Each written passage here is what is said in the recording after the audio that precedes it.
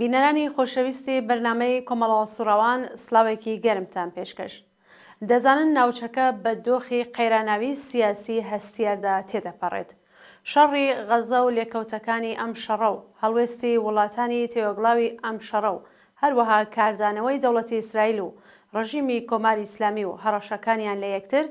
ئەگەری هەڵگیرسانی شەڕێکی ناوچەیی و داهاتووی هێزە نیابەتیەکانی ڕژیم و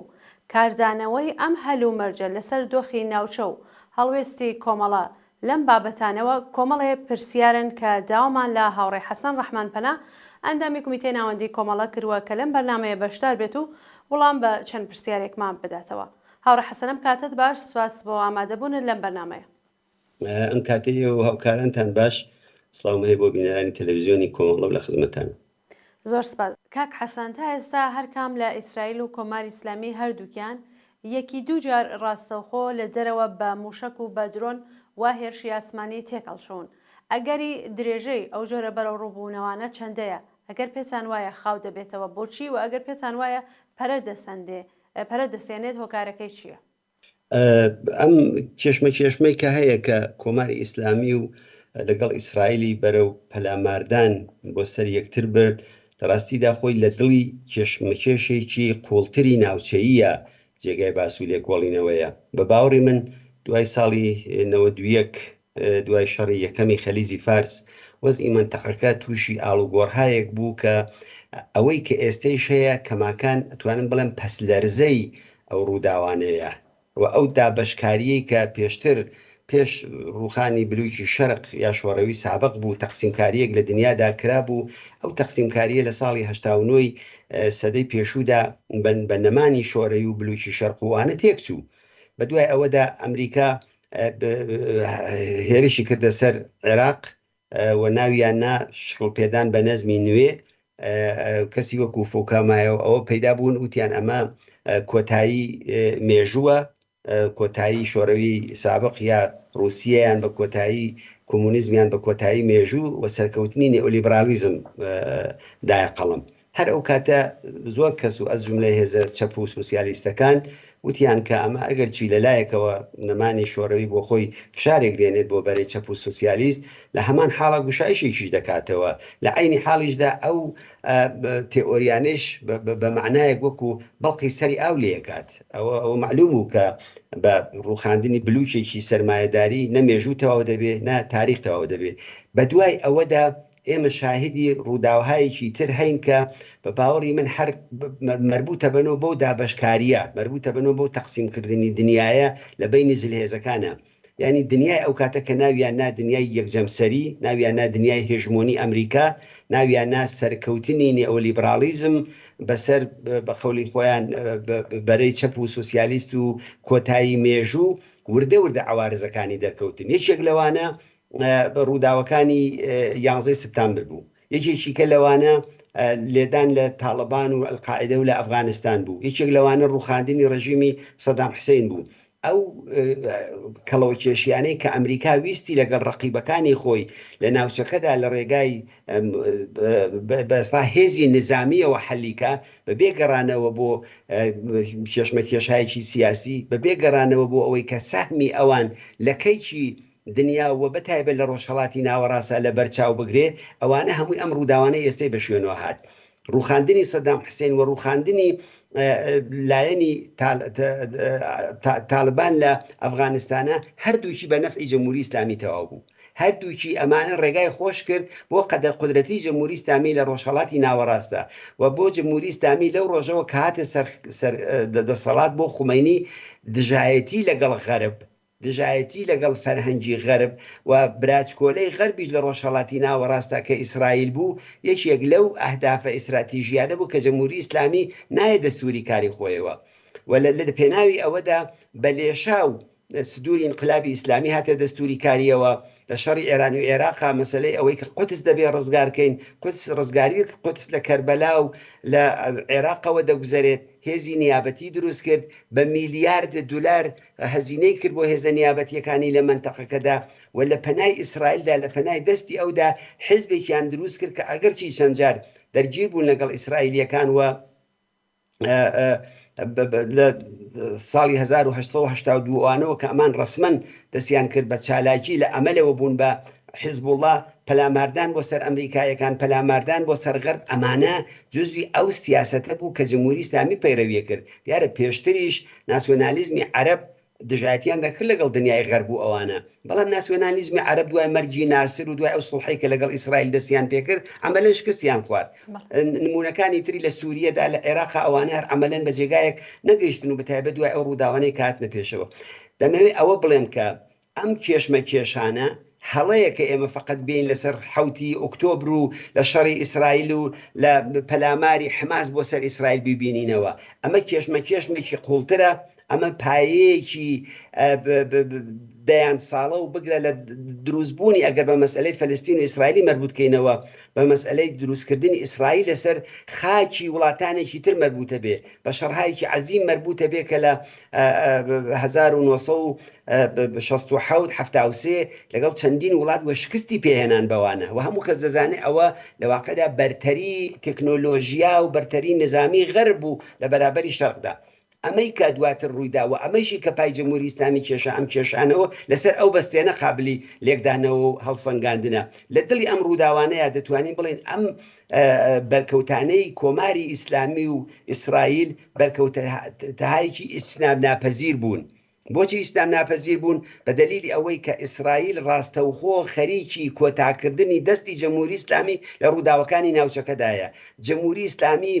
ئەو هێزە نیابەتیانەی خۆی بەتایبەت ئەگەر لە ئەوڵەوە لە سەحنی مەجلیسان نوێژیان کرد و پیان وابووەوە سەرکەوتنی گەورەیان بەسەر ئیسرائیل بەدەستێنا دوایی کە دژە حملەی ئیسرائیل دەستی پێکرد و ئەو وێرانی و تاوانکاریانەیشی لە غەزەدا هێنایە پێشەوە هەتا ئێستا دەوترێت 43 هزار نەفەر کوژراوە ئامارهای غیرە ڕسمی قسە لە زیاتر لە 200 هزار کوژراو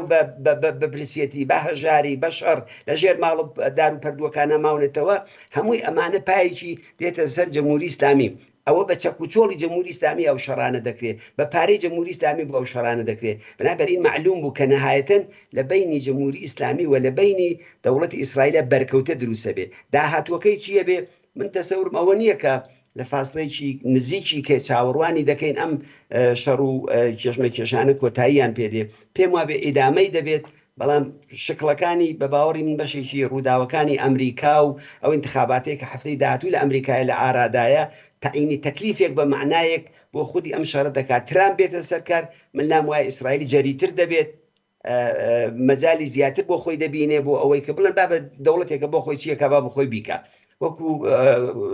دیموکراتەکان ئەو فشارە نایێنێت کە مەسلحەتێکی زیاتر لە بەرچاو بگرن بۆیە من پێم وابێ وەزی منتەقەکە بە ئاڵۆزی دەمێنێتەوە ئەگەری بەرکەوتەی تر هەیە بەڵام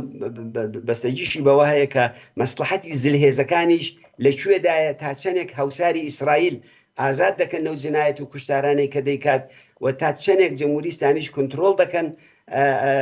لەم کێشمە کێشەی کە ئێستا لەگەڵ ئەو ئیسرائیل هاتووەتە ئاراوە بەڵای کاک حەسەن باسی ئەوەت کرد داهاتووی ئەم شەڕە دیان نییە قسە لەسەرەوە کرێ نعیم قاسم کە دەبیری کولی حیزب الله تازەی باس کراوە و معرفی کراوە ئێستا لە ئێرانە ئەتوانێت ئەمە داهاتووی ئەم شەڕە نیشان بدا یام ئاڵوگۆڕێ لەسەر داهاتوەکەی دروست بکات نا ئەوە توانێت داهاتووی نعیم قاسم ڕۆشن کاتەوە ئەویش ئەوەیە کە حتمما لە جێگایکی ئەمین دایدەنێن لە جێگایکی متمەین ئەو دادەنێن بۆ ئەوەی کە دەستی ئیسرائیلی پێنەگا دەستی ئیسرائیل خۆ دەستێکی غەیبی نییە هەموو ڕووداوەکانی ئەم چەند مانگی ئەخیرە یەک ساڵی ڕابردوو نیشانیدا ئەو هەموو فەرماندە بەرجەستەکانی سوپای پاسداران لە سووریا لە لوبنان لە کوژران هەنیە لە تارانە تێرۆر کرا و زۆر شتی دیکە کە ئیسرائیل کردی و ئەو وەزیەتەی کە ئێستا قاعانی هەیەی و بە حاڵەتی دەست بەسەری بە زەلالەتەوە جارجار دەیهێنن لە هێندێک کۆبوونەوەیان نیشانیە دەن و ئەوانە نیشانەی ئەوەیە کە دەمو دەستگای ئیسرائیلی نفوزیان کردوێتە ناو دەمو دەستگای ئیتلاعاتی و سوپای پاسدارانی ئێرانەوە و کوژرانی هەنیە ئاماژەیە بۆ ئەوە کوژرانی فەرماندە بەرجەستەکانی سوپای پاسداران لە سووریا لە لوبنان کوژرانی حەسەن نەسڕڵڵا کوژرانی معاونەکەی هەمووی ئەوانە ئەومان پێ نیشان دەدا ئەوەی کە نعیم قاسم لە دوو ڕۆژ سێ ڕۆژی ڕابردوودا دیاری کرا ئەو هەڕەشە و گوڕەشانەی کە کردیوە زۆر کەس لە تەحلیلگەران دەڵێن هەر قسەکانی نەسڕڵڵای تێکرار کردەوە دەلالەت لەوە دەکات کە لەلایەکەوە لە جێگایەکی گەرمە لە لایکی دیکەەوە ئەوان وەکو هێزایکی نیابەتی نایەنەوێ ئەو شکستانی کە هەیەە قبولی بکەن ئەوەی کە ئیسرائیل خۆت بگرە و چ دەکەین و فلان دەکەین و ئەوانە ئەوە بە قەولی فارسی دەڵێ ڕەجەسخانیە ئەمن پێمانی ئەوان بتوانن کارێکی ئەوتۆ بکەن ئەگەر ئەو موقعەتی حزب الله دوو مانگ لەوە پێشیان بووبایە ئێستا لە لوبنان بوو لە شوێنی خۆی بوو لێەوە فەرماندەی دەکرد نەگەوەی بچێت لە ئێرانەوە و ئەو هەڕەشە و گوڕەشانم کا بۆیەکانێ باوەڕی من زۆر لەسەر هەڕەشەکانی ئەو حساب ناکرێت بەڵام ئەوەی کە معلومە شەڕی ئیسرائیل و حزب الله هەتا ئەوەی کە ئیسرائیل ئەم شەڕە بە جێگایەک نەگەیەنێت لەگەڵ حزب الله تەسفیە حسابێک لەگەڵ حزب الله نەکات کە ئەویش ئەوەیە کە ئەمان دەبێت بگەڕێنەوە بۆ قەراردادی 1970 ئەم قەراردادی 1970 قەراردادێکە کە ساڵی 2006 لە نێوان ئیسرائیل و لوبنانە ئیمزا کراوە دەبێت 20 کیلومتر حزب الله لە مەرزەکانی ئیسرائیل دوورکەوێتەوە سپای لوبنان ئەرتەشی لوبنان بێتە ئەم مەرزانەوە تعڕوزێک یا هێرشێک لەم شوێنانەوە نەکرێتە سەر ئیسرائیل ئیسرائیل بەبێ ئەوە بە باوەڕی من قەناعەت ناکە بەوەی کە ئەو شەڕە لە لوبنانە تەواو بکە بێژگە لەوە مەجالێکیشی بۆ کراوەتەوە ئێستا سەرنوشتی لە عینی حاڵیشە سەرنوشتی ناتەنیاهۆش بەم شەڕەوە گرێ خواردووە حیزبەکەیشی بەم شەڕەوە گرێ خواردووە فەزای سڵحتەڵەب و سڵحخواز و ئازادی گرەوگانەکان و ئەوانە لە ئیسرائیلە زۆرە هەرچەند ڕۆژ لەوە پێشبینیمان تەزاوراتی عەزیم لە وڵاتەدا کرا بەڵام دەنگێک لە لوبنانەوە نایە غەزەیە کەسی تێدا نەماوە تاکوونێ دەنگی اعتراز بێ لە وڵاتانی عەرەبی هیچ تر نییە دەنگی شەڕ ئێستا هەیە لە ئیسرائیلایە بۆ نەتانیاهۆ بە ئاخرین سەرنوشتی سیاسی خۆی دەزانێت بۆی ئیدامەدان بۆ ئەو شەڕە لەو لە حزب الله زەروریترە لە حماس زەروریترە کە ئەرچی ئەگەرچی ئێستا حماس ئەو زەرفیەتەی نەماوە بۆیە بە باوەڕی من لەسەر قسەی ئێستەی نائیم قاسم حسابێکی ئەوتۆ ناکرێ بکەیت بەڵام ئەو شەڕە کەماکان تاکوونێ بە جێگایەک دەگات ئیدامەی دەبێت کە من تەسەورم ئەوەیە ئیسرائیلەکان حەولەدەن بۆ ئەوەی کە حزب الله لە چەک داماڵن و حولێکی شەیە کە ئەوان بەرنە ناو پرۆسەی سیاسی لە خودی لوبنانە بیان کەن بە هێزێکی سیاسی لە مەجلیسا ببێ لە پارلمانە ببێ و کارێکی ئاوا بکەن ئایا ئەوە عملەن دەکرێت ئەوە بە زۆر فاکتۆری تر و ئەس جملە وەزئی جمهوری ئیسلامی و ئەو شەڕە و هەمووی ئەوانە بەستەجی هەیە کاک حەسەن مەبەستی من لە پرسیارەکە ئەوە بوو ئایا ئەتوانێت وەکو ئەوەی کە ئیسماعیل هەنیە لە تاران بوو کۆماری ئیسرائیل هێرش کاتە سەر ئێران بۆ ئەوەی کە نەعیم قاسم لە ناوبامە بەس پرسیارەکەم لەوە بوو ئەو دووجار لێدانە کە لە بینیانە هاتووەتە پێشەوە زۆر پەیوەندی ڕاستە جوابەکەی ئێران بوتیان بۆ کوشتنی هەنیەیە و هەروەها کوشتنی حەسەن نەسڕڵایشە بەڵام ئیسرائیل لە بەخاتری ئەوە هێرش ناکاتە سەر ئێران بەخاتری ئەوەی کە نەعیم قاسم لەوەیە نەعیم قاسم ناو جایگایی حەسەن نەسڕڵای هەیە نەجایگای هاشم سەفیەدینی هەیە سەرۆکی پێشووی حیزب الله و جێگرەکەی بەڵکو نەفەری سێهومە و زۆریش ناودار نەبووە لە ڕووداوەکانی ناو حیزب اللهدا بۆیە لەسەر ئەوە نا بەڵام لەسەر کێشمەکانی تری ئێران و ئیسرائیل بەرکەوتایی دیکە لە داهاتووە ناممکن نییە. بەڵێ سپاس کاک حەسەن. باز لە نفوزی کۆماری ئیسلامی لە ناوچەکە دەکرێت کە بۆتە هۆی پێکهاتنی ئەو هێزانە کە بە نیابەتی ناسراون لەسەر چە بەستێنێکی سیاسی کۆماری ئیسلامی توانیویەتی ئەو جێگە و شوێنە بەدەست بێنێ بەڕایەوە. بە باوەڕی من هەر وەکو لە قسەکانی پێشوودا ئاماژەم پێکرد یەکێکیان ئەو بۆشاییە کە ئەمریکا لە منتەقەکەدا بەجێهێشت ڕووخاندنی سەدام حوسەین یەکێک لەو بۆشاییە گەورانەوەیەکێ لە لەمپەرەکانی ئەسڵی سەر ڕێگای گەشەی جمهوری ئیسلامی پەرسەندنی جمهوری ئیسلامی حزبی بەعث بوو حزبی بەعث ناسیۆنالیزمی عەرەبی لە پشتی خۆی کۆکرده بووە ئاینی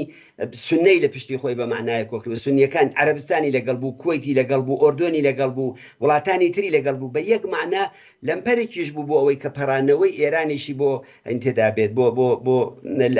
لوبنان و بۆ حیزب الله و بۆ بەیروتوانە بەشێکی زۆری ئەو چەکوچۆڵەی کە ئەمڕۆکە یا لە تووری ئەم چەند ساڵەی ئەخیرا بە حیزب الله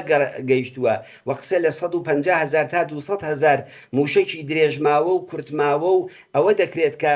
حیزب الله ئەمباری کردووە لەکوێ ڕۆیشتون ئەمە لەم ساڵانەی ئەخیردا کە عێراق ئەمەلەن لەژێر اختیاری ئێراندا بووە گروههای نیابەتی ئێران لە عێراقا دەسەڵاتیان بووە لە واردی عێراق بووە لە مەرزی ئێران و مەرزێکی توولانی لە بینی ئێران و عێراقا هەیە هەر لە ئازربایجان و دەست پێکات تاکو نەچێتەوە خەلیجی فارس و دەرێ ئەمان ئەو مەرزە هەیە لەولاوە مەرزێکی مشترک لە بینی سووریە و لەگەڵ عێراقا هەیە مەرزی مشترک لە بینی سووریە و لەگەڵ لوبنانە هەیە لەگەڵ هەمووی ئەوانە بەبوونی سەدام حسین لەو منتەقەیەدا ئەو مەرزانە مەسدود بوو ئەو ڕابطەیە بەو شێوەیە نەبوو ئێران نەیدەتوانی استفادە بکات لەوانە جا لەوە شەڕێکی 8 ساڵە لە نێوانیان بوو لابردنی دەوڵەتی سەدام حسین بۆ ئێران نعمەت بوو و ئەو نعمەتە ئەمریکا بۆی فراهم کرد و لە کەنار ئەوەدا دروستکردنی شەڕهای دیکە جەریاناتی ئرتجاعی لە ئەلقاعیدا لە گروپایکی ئیسلامی توندڕە و لە هەمووی ئەوانە کە دوای 2023 دەستیان پێکرد هەمووی حاصلی ئەو بە باوەڕی من ئەو خەتا ئیستراتیژیکە بوو کە ئەمریکا لە ناوچەکەدا کردی و ئەوانەی لێکەوتەوە بنابەرین گروپایەکێک ئەوە لەو هۆکارانە بوو هۆکارێکی دیکەی ئەو وەزیەتەیە کە لە خودی فەلستین و لەسەر مەسئلەی فەلستین بوو دنیای عەرەب لە بەرابەر ئەو کاولکاریانەی کە ئیسرائیل دەیکرد لە چەندین شەڕە لە داهەی هەشتایە لە شەڕێکی تر کە لە 2006 کرا لە 2014دا بە نسبەتی هەمووی ئەوانەوە دنیای عەرەب چاوی پۆشی لە مەسئلەی فەلستین پشتیان تێکرد و وەکو فقط ئامرازێک شعاریان دەدا ئاوارەکانیان بە هەزار بەدبەختی لە ئۆردۆن و لە شوێنەکانی دیکەدا خراپترین و پەستترین کارەکانی ئەو وڵاتانە بە ئاوارە فەلستینیەکان دەکرا ئەوانەیان لەگەڵ کردن بۆ یەکانی هۆکارێکیشی خودی دنیای عەرەب بوو کە لە مقابڵی ئیسرائیلدا چۆکیان دادا هەر کامێکیان بە جۆرێک حتا لەسەر ئەو سەرزەمینانەیشی کە لە سووریەی داگیر کرد ئیسرائیل لە شەڕی شەش ڕۆژەدا لە میسری داگیر کرد بەشێکی لە ئۆردۆنی داگیر کرد خۆ وسعەتی خاکی ئیسرائیل لە ساڵی 1948 زۆر کەمە ئەمڕۆ کە ئیسرائیل تەماحی نەتەنیا لە غەزا هەیە تەماحی لە لوبنان هەیە زۆر لە کارشناسان دەڵێن کە ئیسرائیل تەماحی لە سووریەش هەیە تەماحی لە ئۆردۆنیش هەیە ئەوەی کە ئەمڕۆ کە نەتەنیاهۆ باسی دەکات شکڵدان بە خاوەرمیانەیەکی نوێ ئەو قسانە لەکوێوە دێت خاوەرمیانەی نوێ کوێیە چییە زۆر کردبووی پرسیارە کە ئەمە معنای لەشکرگوشاییەک دێت کە ئیسرائیل خەریکە دەیکا بنابەرین ئەو وەزیەتەیش کە هاتە پێشەوە لەوێ ئەم هۆکارە بوو و لە واقعدا جەمهوری ئیسلامی لەسەر ئەو وەزیەتە کە هاتە پێشەوە بێ ئیزافەی ئەوەی کە جەمهوری ئیسلامی پارەیەکی بەلێشاوی لە گەروی خەڵکی ئێران دەرهێنا خەڵکی ئێرانی ڕەنجەڕۆ و ماڵ بەخەسار کرد ئەو پوڵ و پارەی دا بە چەکوچۆڵ دای بەهێزی ئامۆزشی زیاتر لە 100,000 نیروی حیزبوڵای پێ مسلح کرد لەو منتەقەیەدا لەسەر ئەو بەستێنانەیە و لەسەر پوڵی نەوتی ئێرانە لە پەنای ئەو دوژمنایەتیشەوە کە نە ئیسرائیل دوژمنی ئێران بووە نە ئێران دوژمنی ئیسرائیل بووە بەڵام جەمهوری ئیسلامی ئەو دوژمنایەتی غەربی گواستەوە بۆ دوژمنایەتی کردن لەگەڵ ئیسرائیل و لە دڵی ئەو وەزیەتەدایە کە ئەو هەلومەرجەی ئەمڕۆ هاتووەتە پێشەوە و لەسەر ئەو ڕووداوانەیە کە جمهوری ئیسلامی توانی ئەو ئیمکاناتە بنێرێتە ئەو منتەقانە و پای کێشرایە ئەو شەڕانەوە کە ئەمڕۆ کە بە قیمەتی لێدانی خۆی لەلایەن ئەرتەشی ئیسرائیلەوە تەواو دەبێت.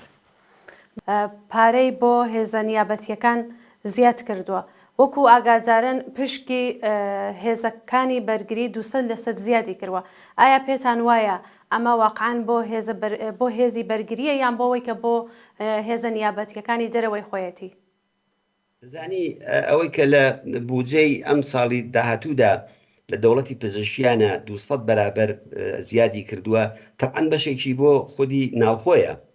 ناوخۆ فقط بۆ مەسئلەی بەرگری نییە ناوخۆ بۆ مەسئلەی سەرکوتی بزوتنەوەهای جەماوەری لە ناوخۆی ئێرانایە جمهوری ئیسلامی نیگەرانە لەوەی کە لەم ڕووداوانەی کە بێتە پێشەوە ولا ئەگەری شەڕێکی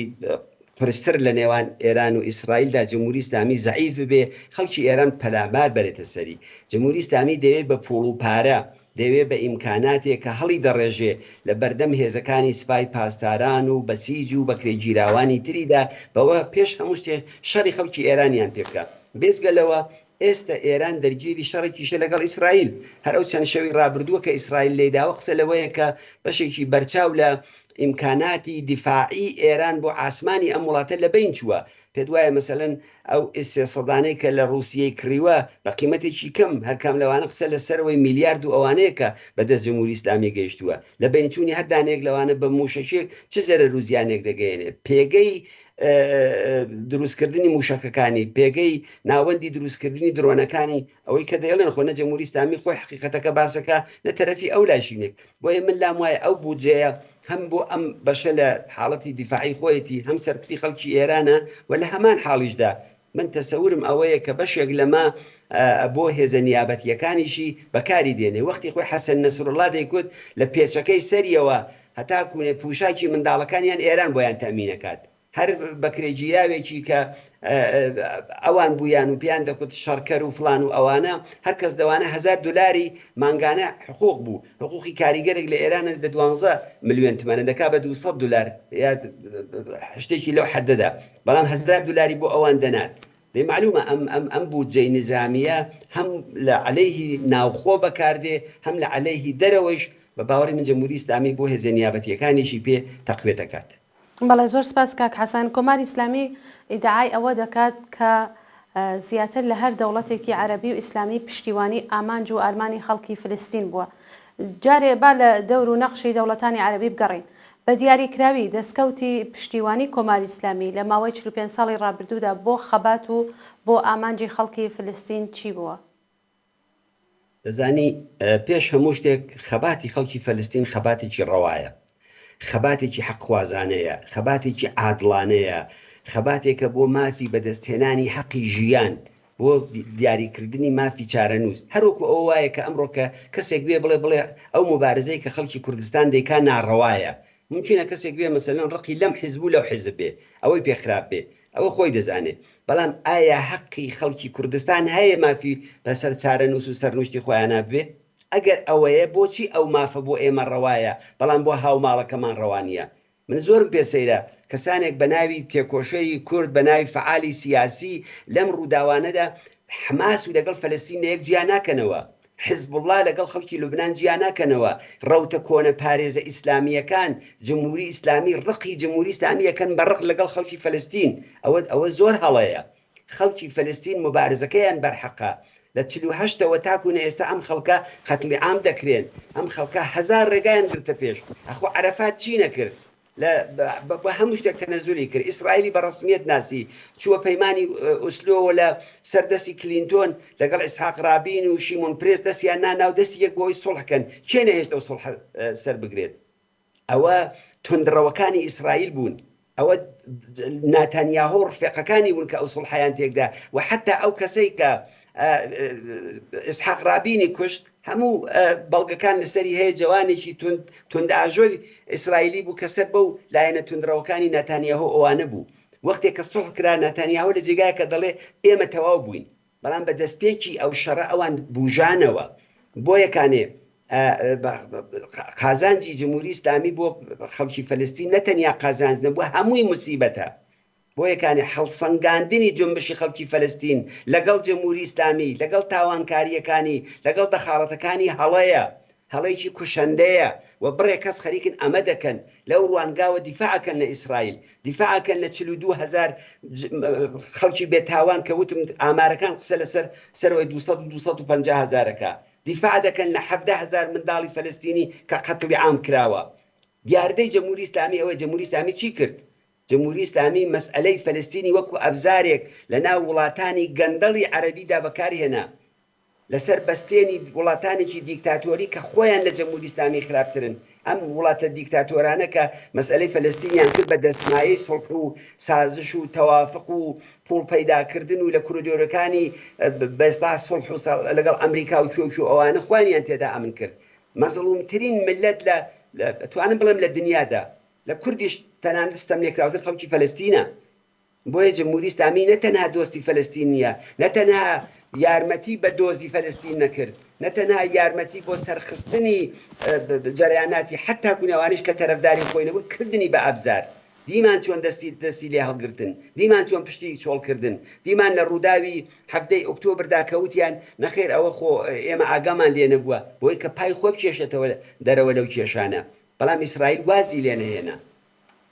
بنابراین جمهوری ئیسلامی بۆ فەلەستین نەتەنیا خێر و بەرەکەت نەبووە بەڵکو جمهوری ئیسلامی مزدوری دروست کرد لەوێ لایەنهایەکی دروست کرد کە ئەمانە بێگانن بە مافی خەڵکی فەلەستین بەرەی چەپی ناو کۆمەلگای فەلەستین کە بەهێز بوو لە ساڵەکانی دەهەی 50 و 60 و ئەوانە کە ئیسرائیل هاتوو شەڕ دەستی پێکرد تا دەهەی 70 لە زمانی شایە بە سەدان فعالی سیاسی هەر لە کوردستانی ئێرانەوە هەر لە خوزستانەوە هەر لە ناو چریکەکانە هەڵسان چوون لە بەرەی فەلەستینە شەڕیان دەکرد بۆ ئازادی خەڵکی فەلەستین بەڵام ئەو جونبشە بوو بە جونبشێکی ئرتجاعی ئەوە فەرقی هەیە بزوتنەوەیکی سیاسی کۆنە پارێز لەگەڵ مافێکی ڕەوای ملەتێک نابێ و دوانە بەیەکەوە تێکەڵ بکرێت و ئەوە هەڵەیەکە کە زۆریەک لە لایەنە سیاسیەکان ئەمڕۆکە دەیکەن و هەر لەو ڕوانگایشەوە چونکە جمهوری ئیسلامی دەخاڵەتەکات مەسئلەی فەلەستینیش دەخەنە بەر شاڵاوی پەلامار و ئەوە کە گوایە ئەوە حەقیانە بابیان کوژنوان لێ بکەن نا جمهوری ئیسلامی سوء ئیستفادەی کرد لە مەسئلەی فەلەستین جمهوری ئیسلامی نانی پێوە خوارد جمهوری ئیسلامی وڵاتانی منتەقەکەی پێوە ترسان جمهوری ئیسلامی چەپوچۆڵی منتەقەی پڕ کرد لە جبەخانەی ئەسلحەی ئەمریکایی بۆ ئەوەی کە بە عنوانی هێزێکی زدی ئیسرائیلی زدی ئەمریکایی زدی عەرەبستان زدی وڵاتانی تر خۆی نیشاندا و خزمەتی کرد بە پرۆسەی حزوری ئەمریکا و هێزە ئیمپریالیستەکان و مەسئلەی فەلەستینی خستە دواوە مەسئلەی سڵح لە فەلەستینە جمهوری ئیسلامی مخالفی بوو هەموو کەس دەزانێ بە عەرەفاتیان وت عەرەفاتی خائن عەرەفاتی فەلەستین فرۆش ڕێگایان خۆش کرد بۆ تەنانەت ئەو ترۆرانە و ئەو شتانەی کە کرا هەموو کەس دەزانێت کە چەپەکانی ناوجامعی فەلەستین لەسەر دەستی ئیسرائیلی توندڕەوەکان ئەمانە لە ڕێگای حماسەوە ترۆر کران چیان کرد بەمانە هەموو کەس دەزانێت دووشەخکردنی دەوڵەتی فەلەستین یەکێک لەو کارانەی کە ئیسرائیل کردی و حمایەتی لە حماس کرد لە 2006 کە لە 2006 تا ئێستا منتەقەی غەزە بەدەستیانەوەیە ئەمانەیان کرد بنابراین جمهوری ئیسلامی لە هەمووی ئەمانەیە شەریکە دەستی جمهوری ئیسلامی تا بنهەنگڵی بە خوێنی فەلەستینیەکان خوێناویە و جمهوری ئیسلامی هەرگیز و هەرگیز دۆستی خەڵکی فەلەستین نەبووە ئەوەندە دۆستە کە بڵێ جمهوری ئیسلامی دۆستی خەڵکی کوردە بڵێ جمهوری ئیسلامی دۆستی خەڵکی ئەفغانستانە نا جمهوری ئیسلامی دۆستی بەرژەوەندە دۆستی پوڵ و پارە و سەروەت و ئەوەیە دۆستی هیچ شتێکی تر نیەوە دۆستی ئیدئۆلۆژیەکەی خۆیەتی ئیدئۆلۆژیەکی متحەجری دژی ئینسانی کۆنەپەرستانە جمهوری ئیسلامی ئەوە هەموو هەدەف و ئامانجەکانیەتی بۆ ئەوە حەولەداوە فەلەستین ئابەم ڕۆژڕەشیەی کە گەیشت هەم لەلایەکەوە ناسیۆنالیزمی عەرەب لە پشتەوە خەنجەریان لێدا هەم ڕەوتی کۆنەپارێزی ئیسلامی لە هەر جێگایەکە دەستیان بڕوات خوڕەکەن بەسەر ئەو بزوتنەوانەیە و هەم دەخاڵەتەکانی جمهوری ئیسلامی ئەو سێهۆکارە و لەو لایشەوە شەلم کوێرم ناپارێزم سیاستەکانی تەقویەتی ئیسرائیل لە ڕێگای ئەمریکا و بەهێزکردنی جەرەیاناتی کۆنەپارێز لەلایەن خودی ئیسرائیلەوە ئەس جملە دروستکردنی حەماس لە داهەی هەشتا لە بەرابەر سازمانی فەلەستینە ئەسنادەکانی هەیە هەمووی ئەوانە ئەو هۆکارە بوون کە سەرنوشتی فەلەستینیان بەداخەوە بەم ڕۆژەی ئێستا کێشە. بەڵێ کاک حەسەن زۆر سپاس خۆتان ئاماژەتان کرد لەسەر لوبنان و حەماس و حتا ئەوەی کە ئەهدافەکەیان چییە بەڵام بە زۆرتر لەسەرەوە قسە بکەین چه جیاوازیەک دەبینین لە نێوان حیزبوڵڵا و لە لوبنان و حەماس لە فلستین لە ڕووی ئەهداف و ئامانجیانەوە ئەگەر زۆرتر بتانەوێت قسە بکەن لەسەری دەزانی ئەم دوانە ڕاستە لەم ئاخرەوە حەماس زۆرتر لە جمهوری ئیسلامی نزیک بوونەوە و بەڵام حەماس جەرەیانێکی ئیخوانیە ئیخوان المسلیمەکان کە هەر لە کۆنەوە لە میسرا دروست بوون کۆنترین لەو حیزبانن کە لەوێ دەستیان بە چالاکی و کار و فعالیت کردووە ئەوان زۆرتر ڕەوتایەکن کە چالاکی سیاسیەکەن کەمتر دەسەبن بۆ مەسئلەی چەک و دەنەوێت لە ڕێگای نەهاتهای حکوومەتیەوە لە ڕێگای ڕەئیەوە لە ڕێگای پارلمانەوە ئەوە بکەن بەڵام تونند و تیژیەکانی ئیسرائیل جەرەیانێکی وەکو حەماسیشی بەرەو ئەو جیهاتە برد کە دەیانویست ینی ئیسرائیل پێی خۆش نییە پرۆسەی سڵح لەو منتەقەدا سەبکەوێ بنابەرین حەماس لە ئەوڵەوە بۆ چەک دروست نەکرا جەرەیانێک بوو کە کاری بە قەولی خۆیان خێرخوازانیان دەکرد لە مەناتقی فەلەستینیە بەڵام هاوکات لەگەڵ ئەوە جاسووسیان لەگەڵ هێزە چەپ و سۆسیالیستەکان دەکرد لە ناو بزوتنەوەی فەلەستینە ڕەهبەرانیان شناسایی دەکردن و ترۆر دەکران ئەوانە دژایەتیان لەگەڵ سازمانی ئازادی بەخشی فەلەستین و ئەوە کرد بۆ یەکانی ئەمان ئیخوانین سەر بە جبهەیەکی ترن سەر بە میسرن سەر بە قەتەرن سەر بە نەوعێک بە تورکێش کە خۆشی سەر بەوانەیە لە جبهەیەکی ترا بوون لە ڕووداوەکانیانە حتى ئەوانەی کە ڕەهبەرە سیاسیەکانیان مەسەلەن کەسێکی وەکو خالید مەشعەل کەسێک نەبووە کە لەلایەن جەمهوری ئیسلامیەوە زۆر ددانی پێدا بندێ حتا دوای ترۆرکردنی هەنیە پێش هەنیەش بۆ خالید مەشعەل کەسی دەسەڵاتدار بوو لە ناو سازمانی فەلەستینە جیا لە فەسادی ماڵی و ملیۆنها میلیاردها دولاری ناوە بەیەکەوە و خەریکی عەیاشی بووە بەڵام کەسێکە هەمیشە دایم بە کۆت و شەرواڵێکەوە و بە ڕیشێکی ڕێک و پێکەوە و بە سەرۆت و سامانێکی زۆر ئەوان وانێکیانەکە مان جەرەیانێکی وابەستە بە جەمهوری ئیسلامی بێجگە لەوە سنین ئەوان لەباری ئایدۆلۆژیانەوە باوەڕیان بە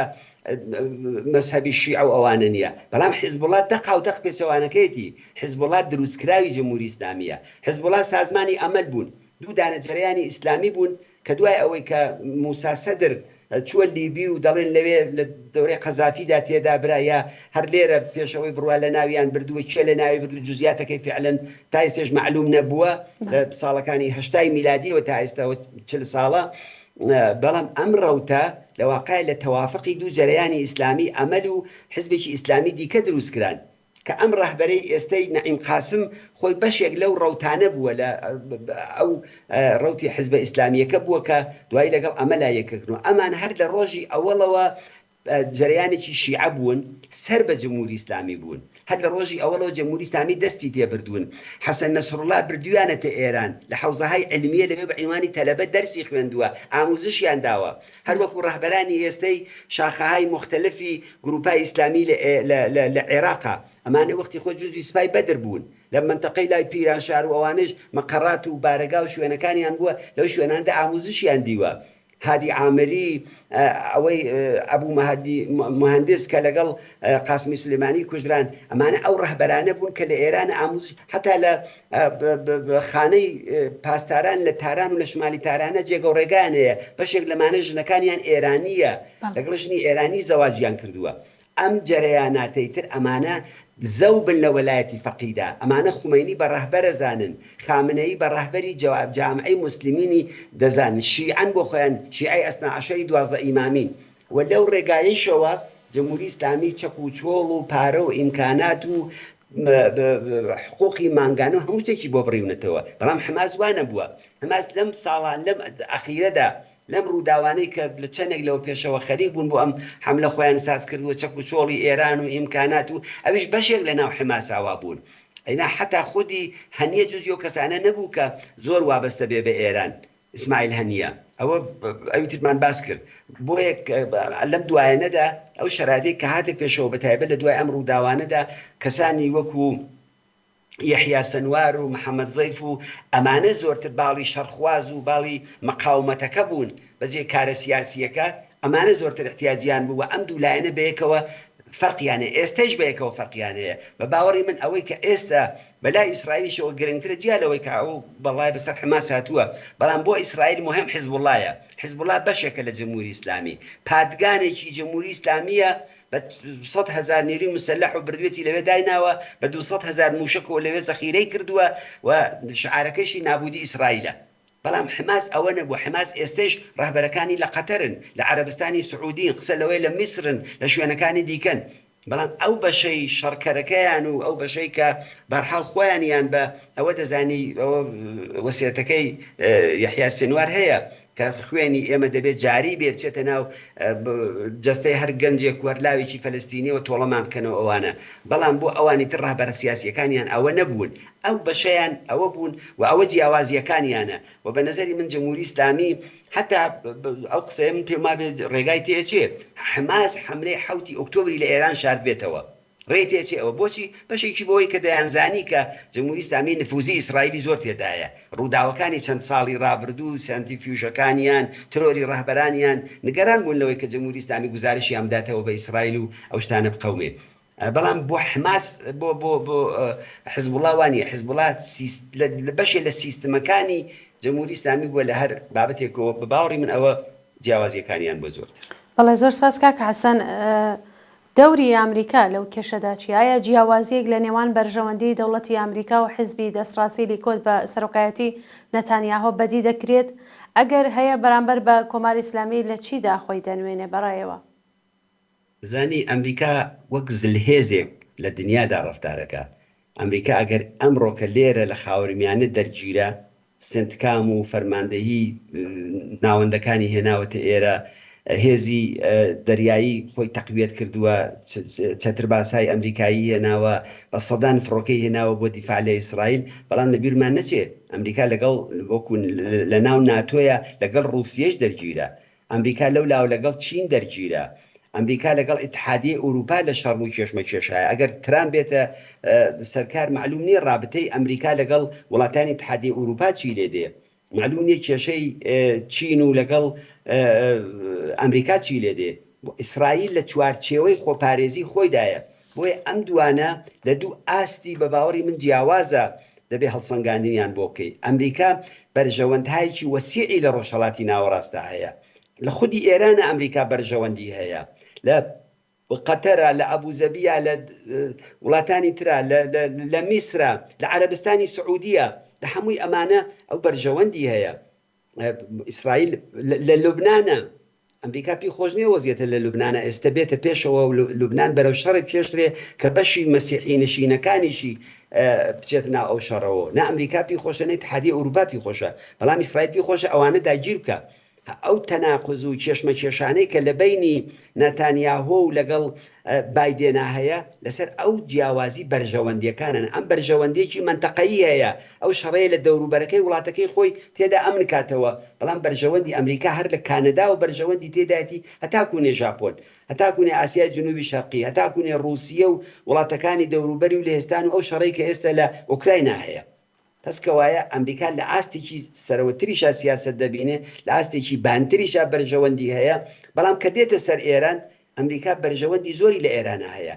ئەمریکا نایهەوێت ئێران بەرەو رووسیە و بەرەو چین بڕوە دەیەوێت زیادەڕەویەکانی ئێران کنترۆڵ بکە دەیەوێت ئەو پەلهاوێشتانە ئەو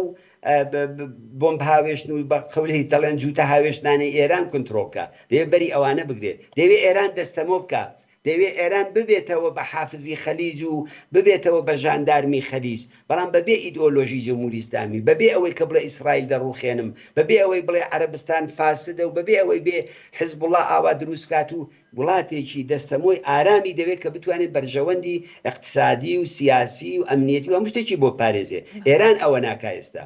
ئێران ئەلان چوێتە بە معنایەک لە بەرەیەکی تردایە ئەگەرچی بەشی زۆری چەکوچۆڵەکانی ئێستەی F-16ەکانی و ئەسلحەکانی تری شێر ئەمریکاییە هەر لەو ڕێگایەوە ئەو سانتریفیوژەکانی فڵانوانەی هەر لە بەشێکی لە ئەمریکاوە دێنێ بەشێک لە درۆنەکانی هەر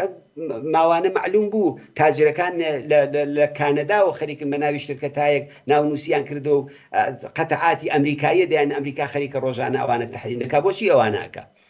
بۆ یەکانێ بۆ ئیسرائیل منتەقەیەکی ئەمن بە سەرزەمینێکی وەسیعتر ئارەزوویەتی بەڵام بۆ ئەمریکا سڵتە بەسەر هەموو دنیادا وەک هێزێکی ئیمپریالیستی ئەوە ئارەزوویەتی کە ئیسرائیلیش لەو پرۆسەیەدا بێ شەڕ کێشمەکێش ئەوانە کەمتر بێتەوە بەو ڕەقیبە ئەسلیەکانی خۆی بە چین و بە رووسیە دەزانێت بە ئیتحادیە ئوروپا دەزانێت کە 27 دانە وڵاتی تێدایەوە لایەنێکی ئەسلی اقتصادی دنیای ئەوڕۆکە ئەوانە ڕقیبەکانین ئێران لە ئاستێکی زۆر چکۆلەتردا دەبینێ بەڵام لەم کێشمە کێشانەدا معلومە کە ئەمریکا لایەنی ئیسرائیل دەگرێت زیادەڕەویەکانی ئیسرائیلیشی پێشی دەڵێ خۆ ئەگەر بە ئەمریکا بووە ئیسرائیل دەبوو جوابی نەداتەوە ئەوەندێک ئێمە دەیبیسین خۆ ئێمە دەستڕەسیمان بە ئەسنادی سازمانهای ئەمنیەتی و جاسووسی نییە بزانین لەوێ چی دەگوزارێت بەڵام زۆر حەولیدا بایدن کەین بێ حتا نەهایەتەن ئەو موشەکە زیدی هەواییەکانی کە بۆی نرد بۆ ئەوە بوو کە بێت جارە پێشتر ئەوانە مستەقەر بێ بەڵام قەولی لێ سندن کە ئەوەی کە دەیڵێن لە ناوەندی ئەتۆمی نەدات لە ناوەندە اقتصادیەکانی ئێران نەدات بەڵام تر لە داهاتووشات چ دەبێت وتم هاتنی ترامپ لەوانەیە بەشێک لەو معادلاتانە و لەو بەرژەوەندیانەی کە ئێستا هەیە ئەوانە تووشی ئاڵوگۆڕ بکاوە ئەوە ناممکن نییە. بەڵێ کاک حەسەن زۆر سپاس. داهاتووی هێزە هاوپەیمانەکانی کۆماری ئیسلامی لە ڕۆژهەڵاتی ناوەڕاست لە کامی ململانەی کۆماری ئیسلامی و ئیسرائیل چۆن دەبینن بۆ نمونە هەشتی شعبی لە عێراق و حیزبوڵڵا لە لوبنان؟ من پێما بێ داهاتوویە ئەوڵە حیزبوڵڵا زۆر زەعیف بووە ڕەهبەرانی لەدەست داوە ئیمکاناتی اقتصادیەکەی هەر ئەو بانکی قەرزولحەسەنە کە بە هاوکاری ئێران دانرا بوو و تقریبەن اقتصادی لوبنانی گرتووە ژێر چەپۆکی خۆی لە ژێر دەستی ئەوە نابوو کنترۆڵی دەکرد و میلیاردها دەرامەدی بوو ئەوانە وای ئەم لێدانانەی کە ئیسرائیل کردی و ئاگاهانە هەمووی ئەو بانگانەی لێدا خەتی اقتصادیەکەی هەڵوەشاندوێتەوە لە پەنای ئەوەدا لەباری نظامیشەوە هەم لە تونێلەکانیان هەم بەشێکی زۆر لەو موشەکان هەر ئەوڕۆکە بە چەندانە شار لە لوبنانە دێهات و منتەقەیەکی وەسیع ئختاریی داوە کەرچی زۆر ئەو منتەخانە چۆڵکەن و ئێمە ئەوانە لێ دەین ئەوانە مەناتەقی پایەگاهین بۆیە حیزبوڵڵا تازە ئەو حیزبوڵایە نییە کە ساڵێک لەوە پێش بوو ئەو حیزبوڵایە نییە کە حتا لە سەردەمی دروستبوونیشیدا بە باوەڕی من بوو من بێکێ لەو ئەگەرانەی کە دەیبینم ئەوەیە کە جهتێک ببێ لە ناو خودی لوبنانیشە حیزبوڵڵا بەرەو پرۆسەیەکی سیاسی بەرن و ئیسرائیل ئەوە لە بەرژەوەندی ئیسرائیلدایە لە بەرژەوەندی ئەمریکادایە لە بەرژەوەندی وڵاتانی عەرەبیشدایە بەڕاستی ئەمانە بەرنە ناو پرۆسەیەکی سیاسیەوە خەباتێکی پارلمانیان پێ بکەن بەڵام بەهەرحاڵ ئەو بیرۆکە حیزبوڵڵا و تند و تیژی و هەتا ئەم ڕەفتارانەی ئیسرائیل بمێنێ ئەوە شەر دەمێنێ بەنسبەتی گروپەکانی هەشتی شعبیەوە هەشتی شعبی کارێکیان بۆ کردن پێشتر کردیان بە بەشێک لە ئەرتەش وەختی خۆی بە فتوای سیستانی بۆ شەڕ لەگەڵ داعش دروست بوون ئەوان فتوای مەرجعیەتیان لە پشتە لەلایەکەوە لەلایەکی دیکەوە بەشێکن لە ئەرتەشی عێراق ئێستا لە حاڵی حازرا و بەشێکن لە سیستمێکی حکوومەتی هەتا ئێستای چەند جار ئەوان موشکیان هاوێشتووە دوو سەربازی ئیسرائیلیان لە بەرزایەکانی گوڵانە کوشت چەند نەفەرێکی کیان بریندار کرد بە نەزەری من ئیسرائیل ئەوانەی فرامۆژ نەکردووە بە بێزگە لەوە ئەمان چەند جار لە ئەمریکایەکانیشیان داوە هەم لێرە لە حەریر لەو منتەقەی کە نزیکی هەولێرە لەوێت پایگایکیان هەیە ئەمریکایەکان لەوێیان داوە لە عین ئەسەدیان داوە ئەمانە لە بەرچاوی ئەمریکاییەکان و ئیسرائیلیەکانە فرامۆژ نەکراون بۆیە من پێم وابێ یەکێ لە ئەگەر دوای ئەوەی ئیسرائیلیەکان بەنەم ئێکدەستیان لە مەسئلەی لوبنان و ئەوانە هەڵبیگیرێ ئەحساسی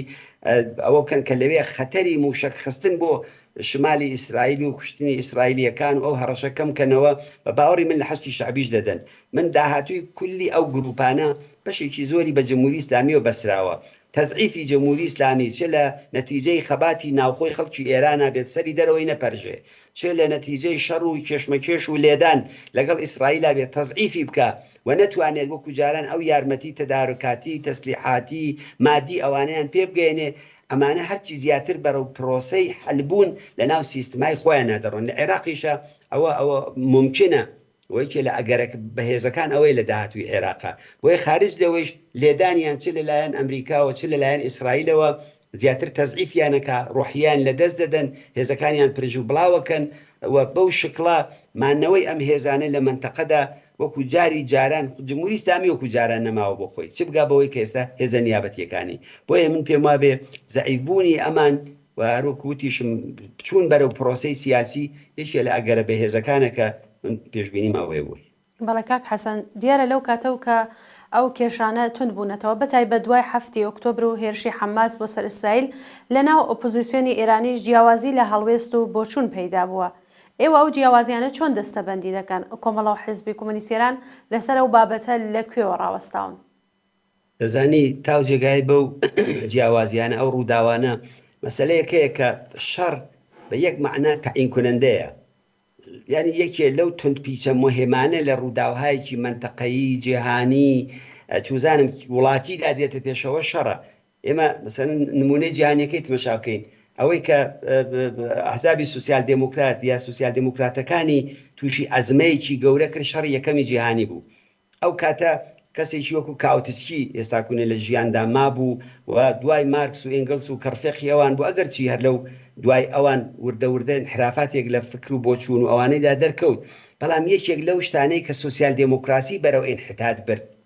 و ئەوانی برد ئەوە بوو کە لە شەڕی یەکەمی جیهانیدا لە پارلمانی ئاڵمانە ڕەئیاندا بە بودجەی نظامی بۆ شەڕ و ئەمە سوسیال دموکراسی کرد بە هێزێکە وردەوردە ئەوەیە کە ئەمڕۆکە هەیەتر لەو جێگانەی کە لە دەسەڵاتان بەشێ لە دەسەڵاتان لە هێزێکی ڕادیکاڵ و هێزێکی انقلابیەوە بردی بەرەو هێزێکی ارتجاعی بردی بەرەو هێزێکی خزمەت بە کاپیتالیزم و سەرمایه‌داری و هەمووی ئەوانە ئەوە مەوردێکێتی نمونەیەکی نزیکتری کە بێنینەوە لای خۆمانە لە ئێرانە شەڕی ئێران و عێراق بەشێ لە چەپی ئێرانی برد بەرەو جبهەیە کە جبهەی ئەوان نەبوو تحتی عنوانی ئەوەی کە وەتەن کەوتوەتە خەتەر وڵات لە خەتەردایە دەوڵەتێکی بێگانە تەعەڕوزی پێکردوین هاتن دیفاعیان کرد لە جمهوری ئیسلامی حزبی تودا چریکی ئەکسەریەت توفان حزبی ڕەجبەران اتحادیە کۆمۆنیستا کە وەختی خۆی لە کوردستانە بەدەیان کادری بەرجەستە شۆڕژگێر ئینسانهای شەریف سنا مەهاباد شارەکانی تر ئەو کادرە باشانەیان بوو بردیان نەجیبەکانی شەڕەوە دوایی کە متەوەجێ بوون بەشێکیان تێدا چوون هاتن لە ڕووداوی ئامولە بیانەوێت جوبرانی بکەنەوە عملیاتێکی مسلحانیان دەست پێ کرد ئەو نەیتر زەرەریان لە خۆیاندا کە هێزیشی مهم بوو لە ڕووداوەکانی سیاسی ئێرانە بۆیە شەڕ یەکی لەو گرێگایانەیە یەکی لەو توندپیچانەی تاریخە کە ئەگەر لایەنێک لەسەر ئوسولێک لەسەر اعتقادێک لەسەر بیرروباوەڕێکی بە باوەڕی من سوسیالیستی بە خوێندنەوەیکی واقعی بۆ ڕووداوەکان نەبێت ئەتوانێت پای هەڵخلیسکێنێ ئەتوانێت بەسەرەوە لە عەرزیدا ڕووداوەکانی خەلیجی فارسی جووا بوو زۆرێک لە لایەنە چەپەکانی برد بەر ئەو جهاتەی کە چوونە دژایەتیکردن ئەوە ئیمپریالیزم هاتووە لە منتەقەدا چ زەرروزیە هەر لەو کوردستانی عێراقا تحت عنوانی ئەوەی کە ئەم بزوتنەوەیکی ئێرتجاعیە بزوتنەوەی ناسیۆنالیستیە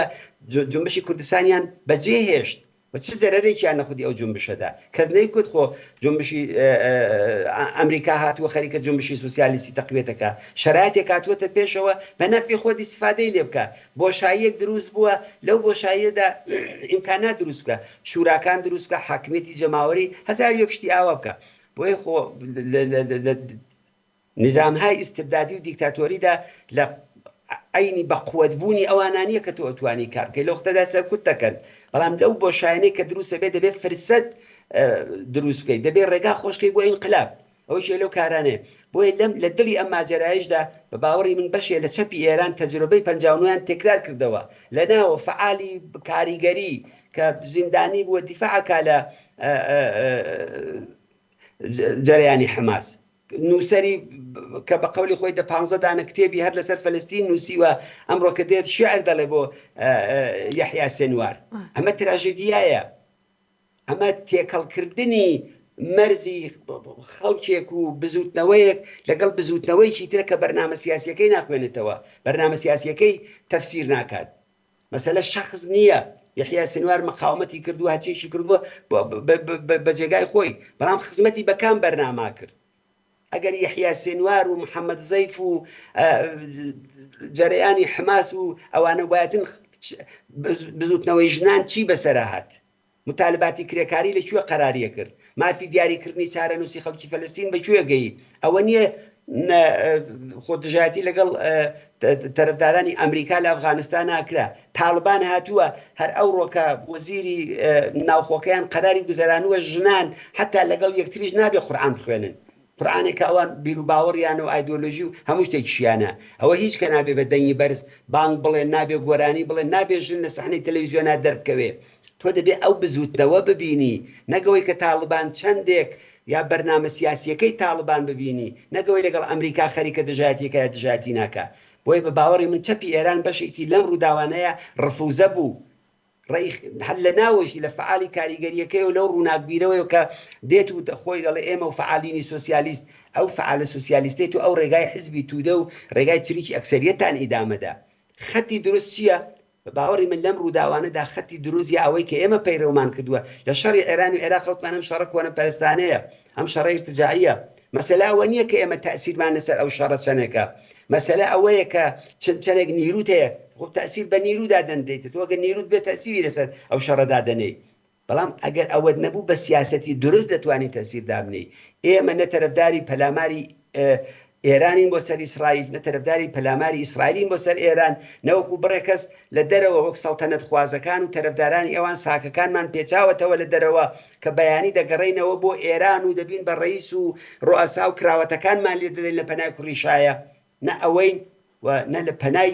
ئەمریکاشا قەرارەگرین نە چەکی لە دژی ئەوان هەڵەگرین سیاسەتی دروست ئەوەیە کە لە دڵی ئەو وەزیەتەدا تۆ دەبێت لەگەڵ خەڵکەکەت بی دەبێت لەگەڵ ئازارەکانیان بی دەبێت لەگەڵ دەرد و مەینەت و موسیبەتەکانیان بی کە شەڕ دەیێنێتە پێشەوە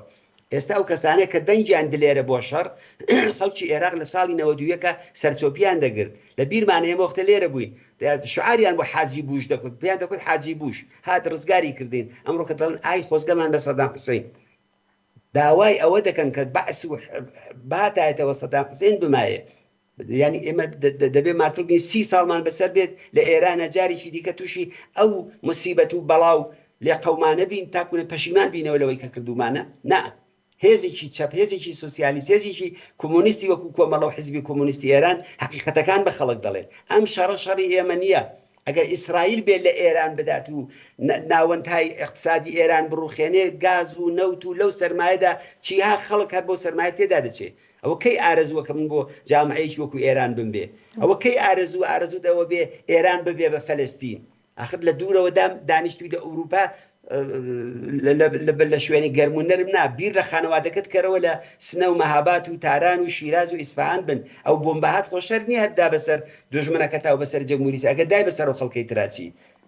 ئەگەر خوێن سەری بر لەو جامعەدا چی ئەوە چ دڵسۆزیەکە بۆ ئەو حرەکەتە دەکرێت بنابەرین هەڵوێستی ئێمە هەڵوێستێکی مارکسیستی ئۆمانیستیە هەڵوێستێکی ئینسان دۆستانەیە ئێمە دژی شەڕین شەڕ لەگەڵ خۆی فاجعە دێنێ هەمیشە و دایم شەڕ ئەوە نییە ئینقلابی ئۆکتۆبر دوای چەند ساڵ لە نەتیجەی شەڕە بەڵام حیزبێکی بوو قودرەتێکی بوو هێزی بوو توانی ئەوە بکە لە ئێران ئەوە دەکرێت ئەوە نیە چەپەکەی ئەوە وەزیەتێتی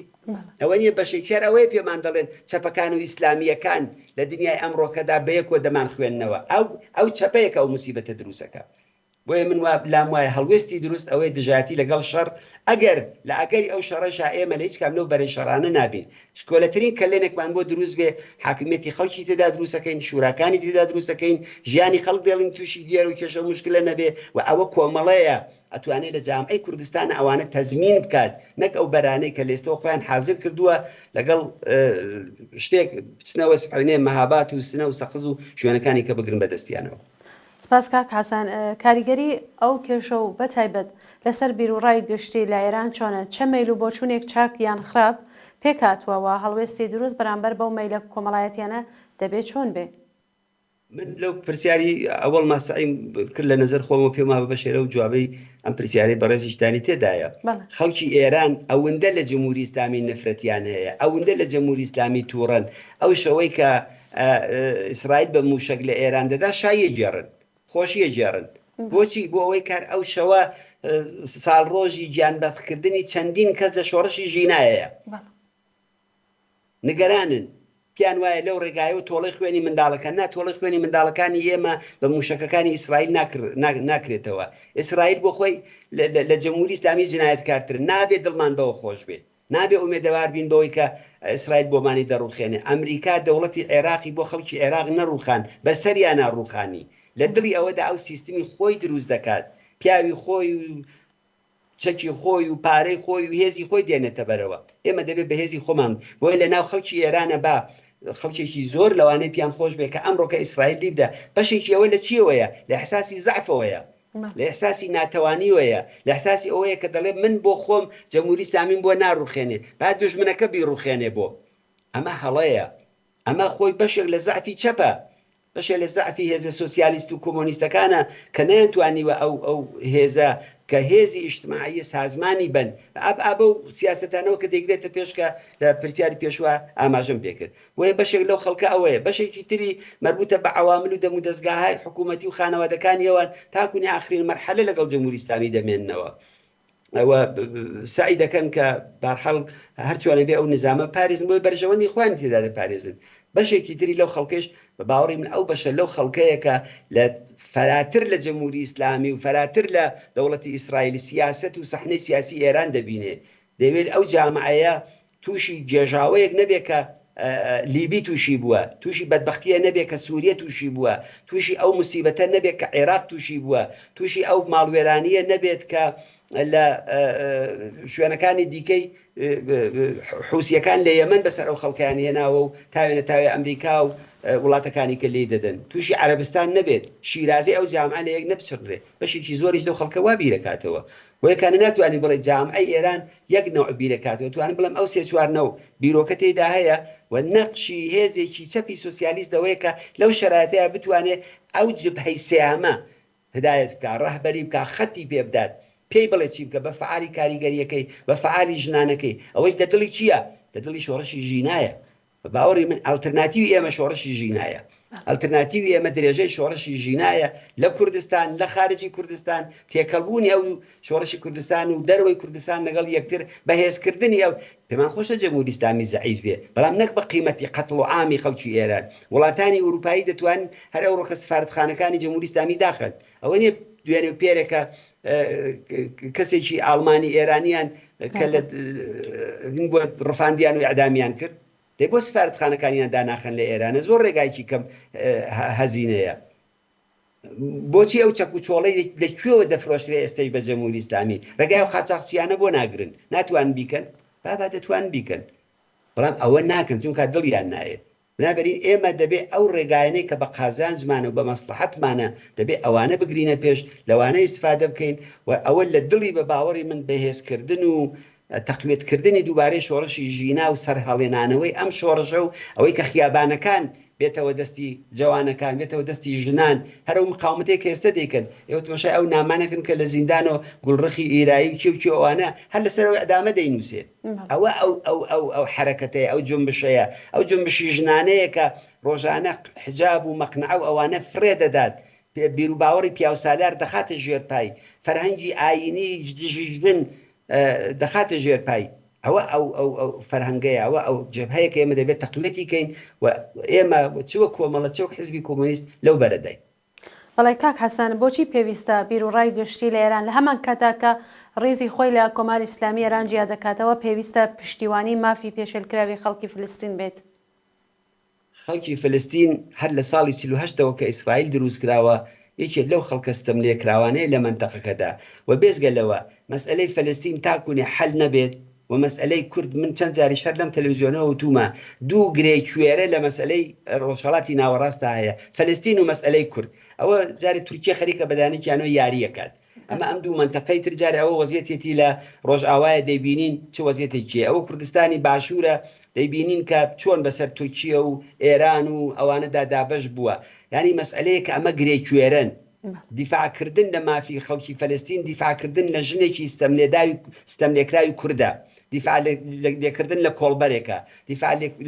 لێکردن لە بەرەی ئازادی خوازە بەڵام ئەوە دیفاع لە حماز نییە دیفاع لە حیزبوڵڵا نییە دیفاع لە ڕەوتە کۆنە پارێزەکان نییە دیفاع لە مافی دیاریکردنی چارەنووسی خەڵکی کورد و فەلەستین هەردووکیانە وەکانێت زەرورە ئەو خەڵکە وەکو ئێمە ستەملێکراون ئەو خەڵکە قەتلی عام دەکرێن ئەو خەڵکە لەلایەن ڕژیمێکی نەژاد پەرستەوە بە دڕندانەترین شێوە دەچەوسێنەوە ئێمە وەزیفەمانە وەکو چۆن دەڵێن خەڵکی کورد حەقی هەیە تەعینی سەرنوشتی خۆی بکە یا لە وڵاتەکە دموکراتیک بێ یا جیا بێتەوە خەڵکی فەلستینیش ئەو مافەی هەیە وە دیفاع لەوان ڕاستیدا دیفاع لە مەسەلەی خەڵکی کوردە دیفاع لە مەسئلەی خەڵکی بەلوچەکانە دیفاع لە خەڵکی ستەملێکراوی خوزستانە کە بەدەست جەمهوری ئیسلامیەوە لەسەر ئەو هەموو دەریای نەوتە خەوتووە چه وەزیەتێکی زیندگی هەیە دیفاع لە زیندانیانی سیاسیە زیندانەکانی ئیسرائیل پڕە لە زیندانی فەلستینی بێدیفاع سەحنەی فیلمەکانیان دەبینی ئینسان چۆن نەتوانێت دیفاع لەوە نەکە خەڵکیان ڕوود کردەوەتەوە بە هەزاران بە سەدان کەس بە ڕووتی ئەلەو شەراتەیە خەریکن لە جێگای کۆ دەیان بن بۆ جێگایکی کە ئەی دیفاع لە چیەکە ئەی ئینسانیەت یانی چی دیفاع لەوانەیە وەکانە دیفاع لەو خەڵکە دیفاع لە ڕاستیدا لە ئینسانیەت و لە مافی ژیانی ئینسانەکانە بەڵێ کاک حەسەن کۆماری ئیسلامی لە ژێر زەختی ئەو بارودۆخەدا بەرەو کوێ دەڕوات ئاکامی ئەو بارودۆخە بۆ داهاتووی کۆماری ئیسلامی چی دەبێت چەندە کۆماری ئیسلامی دەتوانێت بە بێتەکان و شەکانی تۆند ئەو قەیرانە تێپەڕ بکات بەڕایەوە من پێم وابێ ئەم قەیرانەی کە ئێستا هاتووەتە پێشەوە هەم لە عەرسەی بەینەلملەلی و منتەقەیدا بۆ جەمهوری ئیسلامی و هەم لە عەرسەی ناوخۆییدا قەیرانهایەکی نەفەسگیرن تا ئەم ئاستە جەمهوری ئیسلامی تووشی ئەوە نەبووە بەتایبەتەوەی کە من لە 2 ساڵی ڕابردوودا بزوتنەوەی ژن ژیان ئازادی بەڕاستی ئاستی خەباتی خەڵکی ئێرانی بردووتە جێگایەکی کە بزوتنەوەی کرێکاریەکەی خەریکە سەر هەڵدەدات و ئەترازاتی ڕۆژانە دەبینین بزوتنەوەی ماڵخوراوەکان بزوتنەوەی بازنشستەکان بزوتنەوەی معلمان بزوتنەوەی ژنان یانی جمهوری ئیسلامی بەدەست ئەم بزوتنەوە حەقخوازانەوە واروەها بزوتنەوەی شۆڕژگەڕانی خەڵکی کوردستانیش عەلاڕەغم ئەو فشارانەی کە ئەو بەینانە هێنایان بۆ لایەنی کۆمەڵە و لایەنەکانی دیکە و ئەوانە و چەندێک لە ناو خەڵک بە خەم بوون بۆ ئەوانە ئەو نیشانەی ئەوەیە کە جمهوری ئیسلامی لە ناو کوردستانە کەماکان ئەو جێگا و پێگەی نیە لە ئێرانیشە ئەو جێگا و پێگەی لەدەستداوە بۆی ئەم قەیرانانە قەیرانی دەرەکیش هاتووەتە سەر ئەو بودجەی کە جەمهوری ئیسلامی خەرجیەکە ئەو هەزینەی کە دەیدا و ئەو باڵە مسلحانەیشی کە لە منتەقەکەدا بووی لە نەتیجەی ئەم شەڕەی کە لەگەڵ ئیسرائیل کردی باڵەکەی بڕدراوەتەوە ئەمڕۆ کە خەریکن باڵی جەمهوری ئیسلامی باڵی مسلحی لە ناوچەکەدا لێ دەدەن ئەمانە وتم ئەگەر ئەو کوشتاری خەڵکو و موسیبەت و بەڵاو ئەوانەی لێ بکەیتەوە خب تەزعیفی جەمهوری ئیسلامی تێدایە بە هەمووی ئەمانە و من پێما بێ ئەم قەیرانانە ئێستا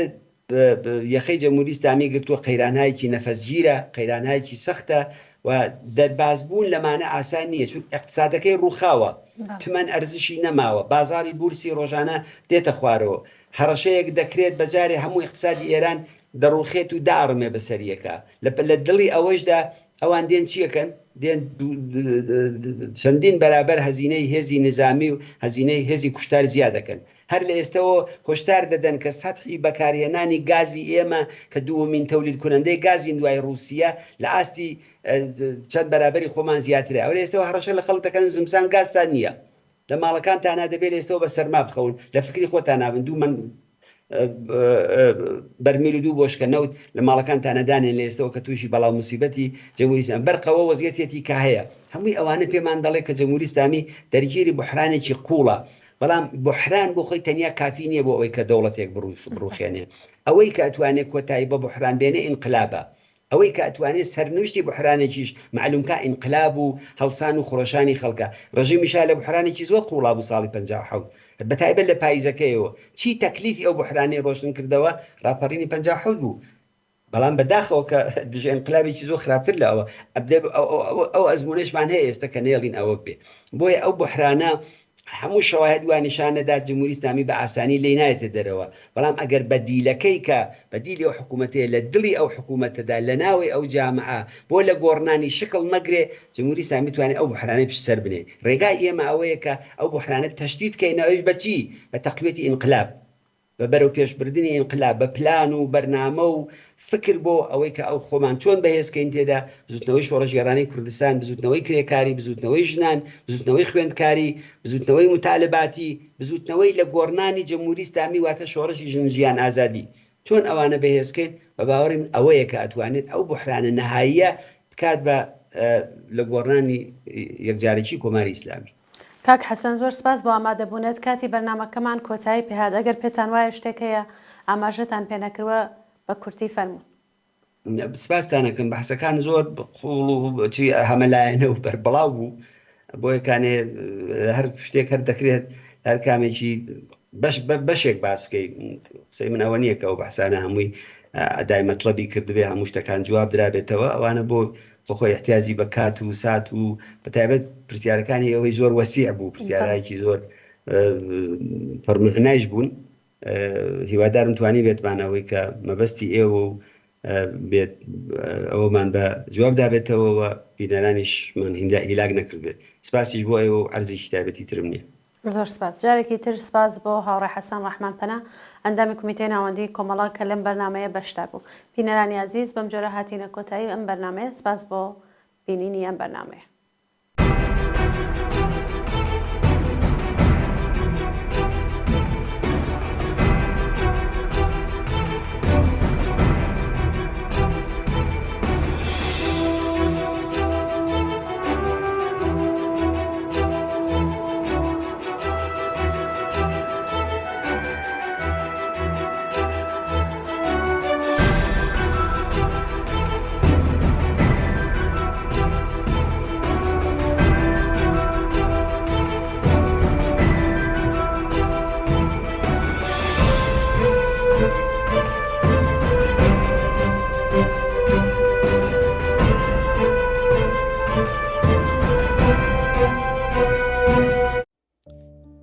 ئاسایشی دیجیتاڵی لە پێکهێنانی گروپ و پەیوەندی بە شێوەی مەجازی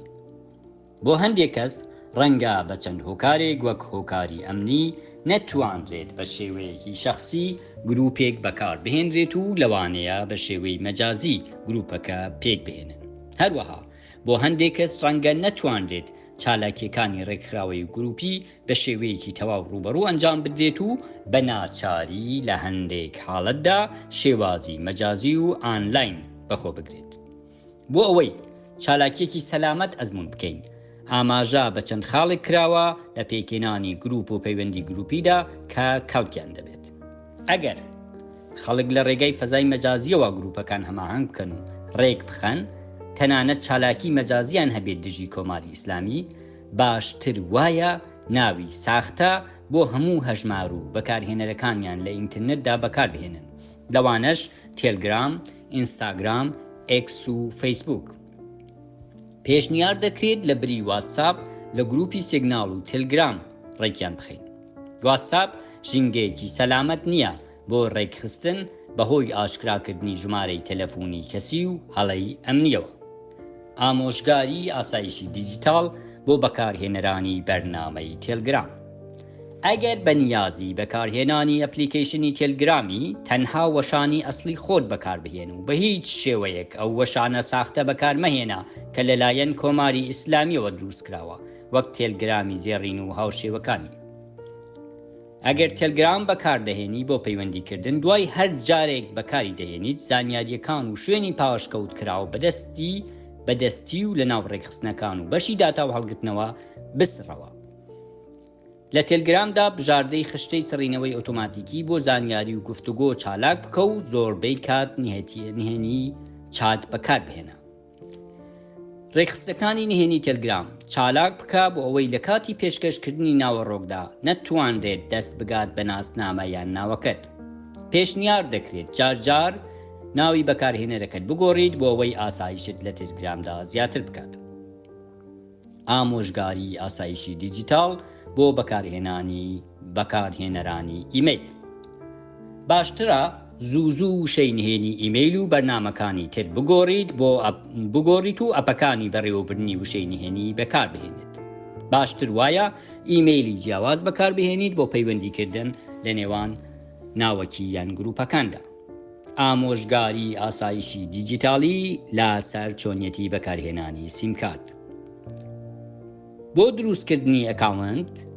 بەکارهێنەری سیمکارتی ناوخۆی وەک ئێرانسەڵ، مۆبایل فەرست و هەت بەکارمەهێنا، بەتایبەت ئەگەر بە ناوی خۆتەوە بێت.